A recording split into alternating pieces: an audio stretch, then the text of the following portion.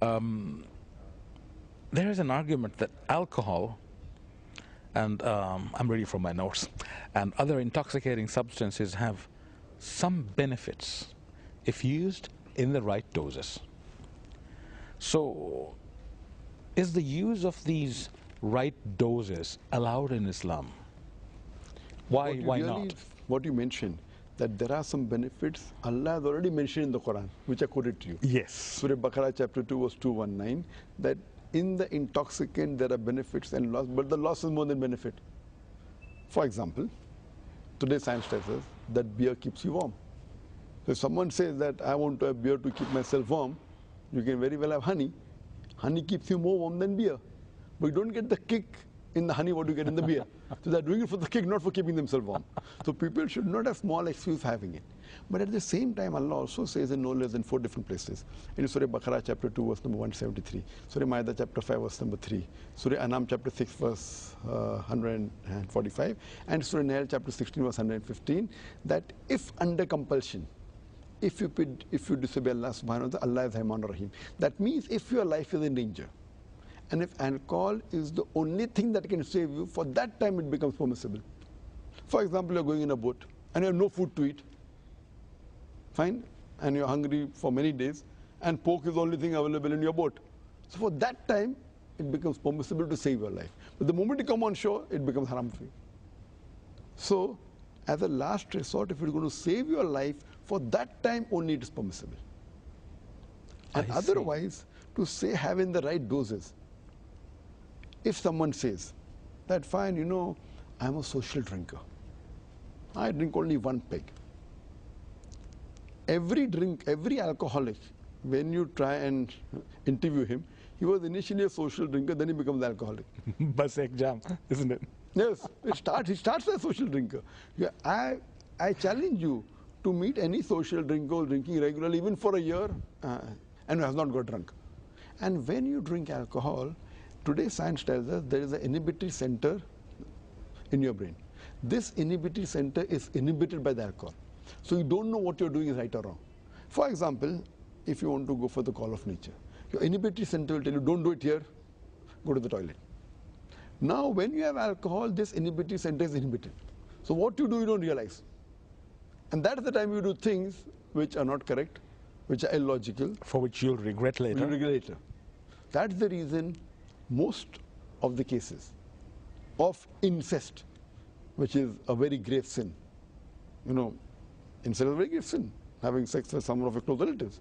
Majority are done in the state of intoxicants. And besides that, there are so many diseases you can have with alcohol.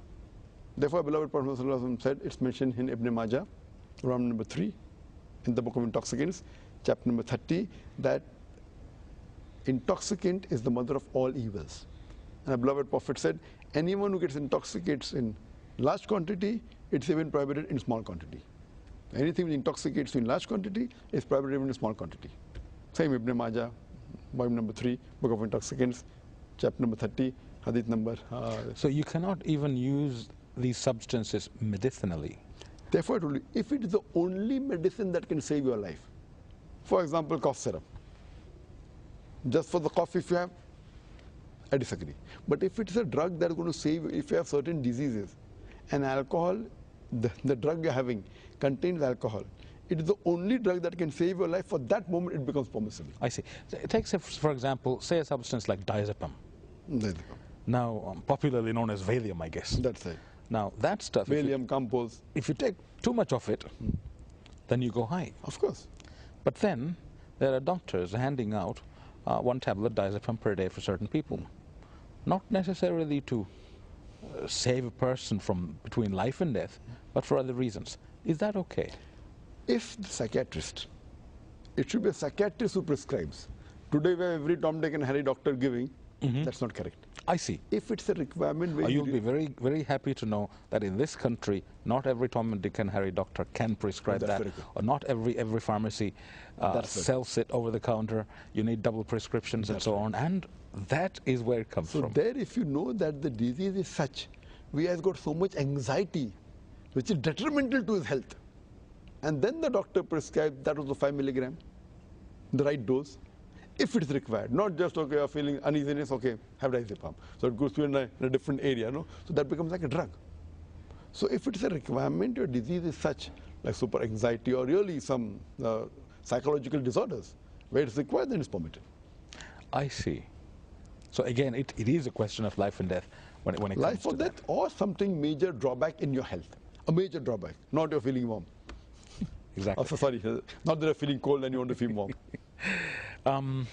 Okay, so we have all these blessings that God has given us all over the universe, ni'mat min Allah, and we avail ourselves of these ni'mah at wish almost. But when we take these blessings from the universe, do we carry with the blessings a certain amount of responsibility, you think? Of course, it is. See, one thing is all these blessings. First, we should be thankful to Allah subhanahu wa ta'ala for the blessings. My basic question, people are sometimes, an average human being may be thankful, okay, if God has given him wealth, so he's thankful. He fails to realize most of the human beings, the basic thing we get is free. The most important thing for life is air. Air, yes. I'm asking the question, how many human beings thank our Creator Allah subhanahu wa ta'ala for the air He has given us? How many? I doubt whether even 1% of the human beings may have thanked Allah for the air He gives them free. They ignore it. They then comes water. Then comes all the, therefore Allah says, then look at the signs of Allah subhanahu wa ta'ala. Which of the favors of thy Lord will you deny? Surah Rahman. Which of the favors of the Lord will you deny? So here we find that all these are favors. At the same time, we have a responsibility. For example, water is an example. Our beloved Prophet Muhammad said that you should not waste anything. And while doing wudu, even in a running stream of water, you should not waste it. Showing the importance that how well you take care that you should not waste things.